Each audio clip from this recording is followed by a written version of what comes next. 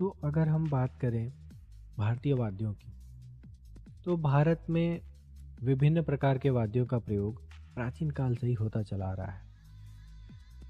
यानी गायन के साथ साथ वाद्यों का भी विकास होता गया और आज तो वाद्य संगीत बहुत ही लोकप्रिय भी हो गया है।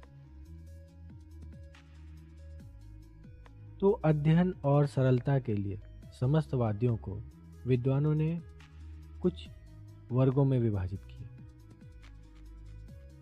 आचार्य सारंगदेव ने अपने ग्रंथ संगीत रत्नाकर में वाद्यों को 4 भागों में विभाजित किया: तत्, सुशीर, घन एवं अवनद।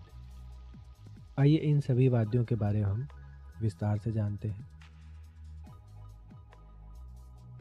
आइए सबसे पहले हम बात करते हैं तत् वाद्य की। इस श्रेणी में तारों की आंदोलन एवं कंपन से स्वरोत्पत्ति वाले वाद्य आते हैं।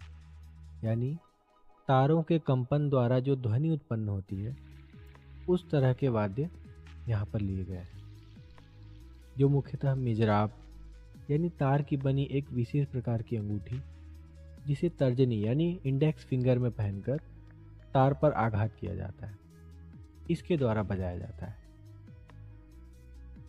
इस तरह के वाद्यों की अगर बात करें तो इसके अंतर्गत सितार, सरोद, वीणा आदि वाद्य आते हैं।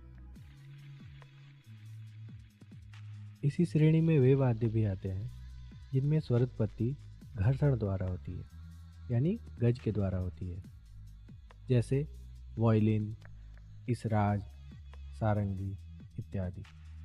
अर्थात हम कह सकते हैं कि इस श्रेणी में वे वाद्य आते हैं जो तार से बने होते हैं, यानी जिनमें तार लगे होते हैं। पहले के समय में तत् वाद्य को 2 प्रकार में बांटा गया था।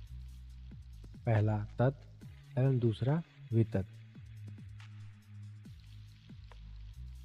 तत् वाद्य में वे वाद्य आते थे जो मिजराब द्वारा बजते थे, यानी आघात द्वारा बजते थे, एवं वितत वाद्य में उन वाद्यों को रखा गया जो घर्षण द्वारा बजते थे, यानी गज के द्वारा बजते थे, जैसे वायलिन, सारंगी, इसराज, इस तरह के वाद्य।